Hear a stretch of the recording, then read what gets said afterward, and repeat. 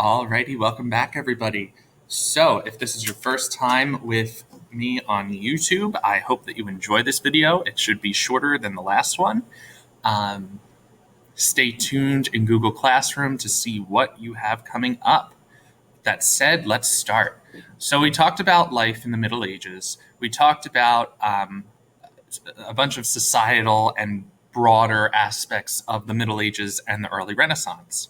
But what we didn't spend a lot of time on was the church and Christianity. So what we're going to do is I'm going to give you a brief overview of Christianity, just like I did with Islam, Buddhism, and all those other Eastern religions and philosophies. Then we are going to look at the church in the Middle Ages, and then we'll finish off with the peasantry and why the church was so important to them. Here we go. So, let me just get rid of this really quick. So Christianity.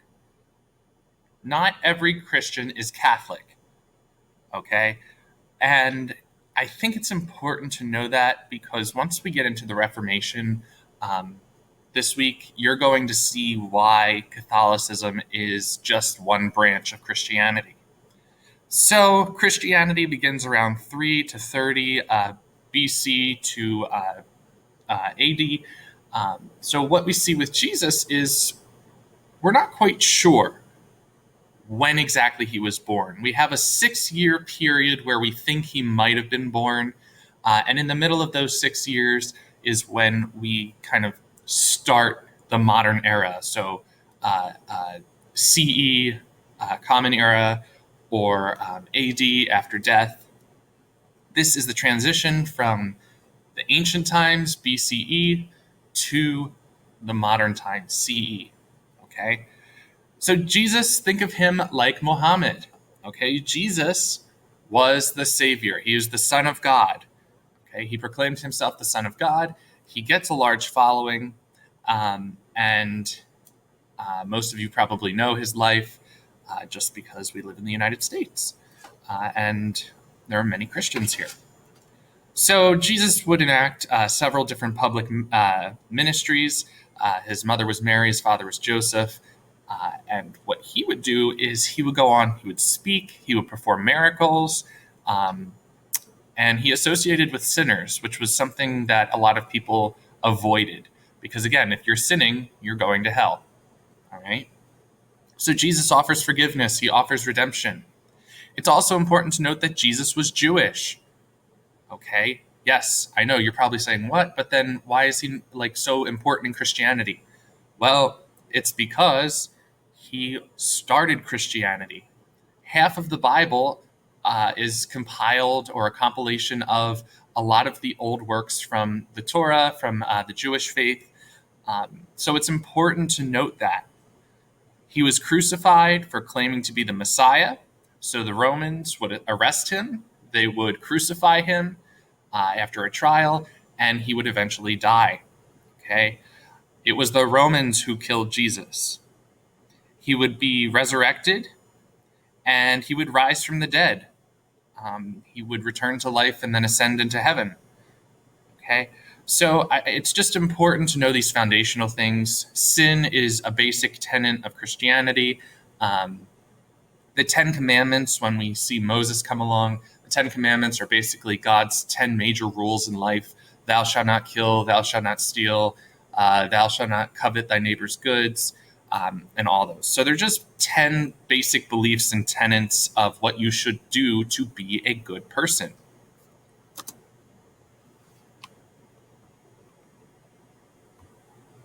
So, after Jesus dies, the church will go through several different time periods of growth, expansion.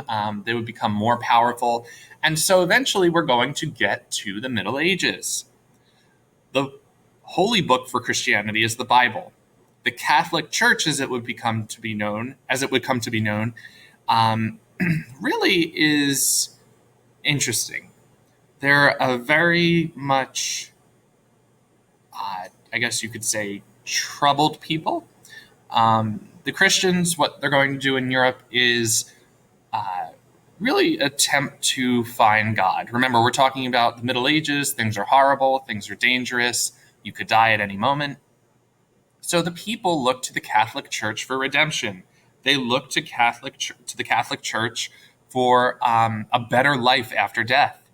So just a quick breakdown. Priests represent God before the people. They administer the sacraments. So think of them as the foot soldiers of Christianity. The Pope is the leader of the church. He's the figurehead. Bishops are regional authorities in the church. So there's a region for each area or territory that the bishops are in charge of. They oversee the priests. And then the cardinals are basically advisors to the Pope.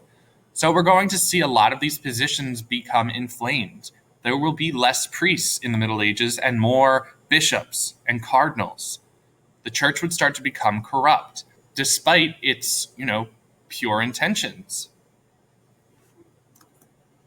And so the role of Christianity really is to help people achieve salvation. Heaven must be better than this life we're living now. There's a plague that's killing 2/3 of us. Perhaps heaven will be better. And so one of the requirements that would get you into heaven was you had to pay a tithe. 10% of income goes to the local church. All right, so it's kind of like in Islam when 2% of your income is supposed to go to the poor. Well, the Christians say 10% should go to the church. The people depended on priests and the arts to learn. So basically what that means is the priests would be educated, they would know how to read, write, and most of the European population did not know how to do that. So what the church started doing is they started creating stained glass windows. And in these windows, we would see a story. We would see a depiction of something from the Bible or something important that the church wants to convey. It was also known as kind of like a portal. And by portal, I mean when the sun shined through the lights and that light you had in the church would land on you, that was basically the light of God. Again, these are medieval beliefs. And the other role of Christianity was to participate in the Crusades. The Crusades were a big issue. We talked about this already, how much of an issue the Crusades would be. The Pope calls on the European powers to send the armies to invade and conquer Jerusalem.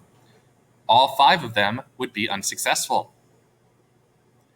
And so then we get into the monarchs. So as we're going to continuously see, especially moving forward, is that kings and queens are really going to serve the church. Remember, the Pope is at the top of the feudal system over the kings and the monarchs.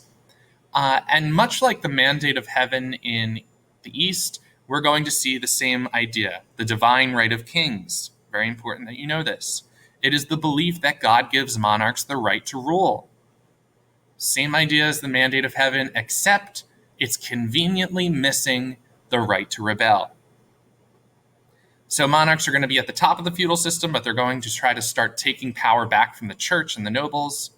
They're always serving the church. They devote their armies to the Crusades. They gave entire armies to the Pope, basically saying, here, take my people. It's all for the good of Christianity. And they are also responsible for protecting the religion in the realm. So people are not allowed to be other religions. Catholicism or Christianity is the only thing that you can be. We look down on you if you're not. And so I think it's important when you're looking at the church in the medieval ages to kind of see what the peasants are like. So the peasants are going to be the biggest dependents on the church. They're going to love the church, right? If life is hitting them the hardest, the peasants, they're going to say, well, maybe life is better in heaven. So they're going to pay the tithe. They're going to work hard all week, break their backs, just to spend several hours on Sunday in church, and even on Saturdays sometimes. So you don't have to write any of this down. This is the typical daily life. This was found on a very reputable website whose name is currently escaping me. But the typical day of a peasant started as early as 3 a.m. This is especially true in the summer and spring when the crops are growing and there's a ton of work to be done on the farms. A peasant would start with breakfast, which was usually a pottage. Think of pottage as a bunch of random vegetables and maybe, if you're lucky, some meat trimmings mashed up into a paste, boiled, and then consumed with bread if you were lucky enough to afford bread. So after they ate their pottage at 3 in the morning, and to around 3 and 6 in the morning before the sun comes up, they would then go out into the fields and work. They would do things like reaping, sowing, plowing, different things that farmers do. They were also responsible for making their own tools. It wasn't like today where you could just go to Lowe's or Home Depot and buy a hammer. You had to make your own hammer. You had to make your own scythe. You had to make your own plow. And so once the peasants are finished with their daily work on the farm, remember, they're working all day. There is no school. The kids are helping in the fields if they're old enough. The wives are inside continuously cooking and keeping house and usually attending the animals while the husbands are in the fields. And so once the day was finished, once dusk hit, once the sun went down, there were obviously very few lights. They didn't have electricity. It was very expensive to buy enough oil to light up your house at night. It was expensive to buy candles or torches. So once the sun went down, your day was over. And so once the sun went down, it was dinner time. You went in the house. This was your time from then until you go to bed to basically have leisure time. Okay. Women generally ate when their husbands and children had finished. And then they would just spend the rest of the night praying, usually not reading, playing games, doing little things. But really, this leisure time is not very long. It could last up to an hour or two because most people went to bed. Because at some point, it's going to get dark and you're not going to be able to see anything. So that is the daily life of a peasant, unless it is a Sunday or holiday. So you usually wake up a little bit later. You go to church. Church was several hours long back then. It could be up to 3 to 6 hours, depending on your priest and your local parish. And this was a complete dependence on the church. I work hard all week and give up most of my Sunday, which is usually devoted in the fields or, doing craftsmanship, to the church. I'm trying to really emphasize how important the church was and how central the church was to the everyday peasant in the Middle Ages. After this, they would go and basically prep for the next week, much like we do today on our Sundays.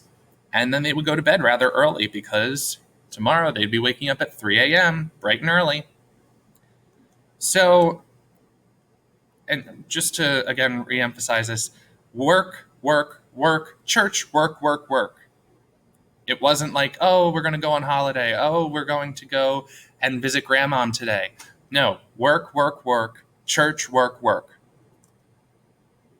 In the house, we would have a fire pit either in the middle or connected to a chimney if you were wealthy enough. When it got cold or at nighttime, the animals were usually brought into the house, so you were sleeping with animals literally 4 feet away from you. Very unhygienic, disgusting. So there was usually half the house devoted to the family, half the house devoted to the animals, because there were wolves and bears that were constantly preying on these, these big herds of animals. And so these homes would be very rough. Okay, they would be made of stone or mud or wood. They were not very comfortable. They would always be used to house animals. So you can imagine, I'm not going to put as much effort into it because I'm only living in half of it. Very little furniture. Our job in life is to work so that when we die, we can go to heaven. Again, they had to make their own tools. Very back-breaking work, very laborious. And so daily life was just horrible. The only thing you looked forward to was the church. The only thing you looked forward to was being eventually one with God. And so when everybody's working so hard, suddenly they're going to get hit with the plague. They're going to see hundreds of thousands of millions of people dying. And they're going to start questioning the church. They're going to start saying, why is God doing this? I work so hard every day. I woke up at 3, broke my back all day, ate bad food, lived in squalor, and then fell asleep at 7 or 8 o'clock with the animals in the house. Why is God doing this to me? Let's take another look at the church. And so, my friends, this is how we will start to get into the Reformation. This is just some background I just wanted to provide for you guys. Make sure you guys are, preparing and ready to talk about this when we come back next week, or rather next class. And I will see you next time. Stay safe, stay healthy. I'll see you soon.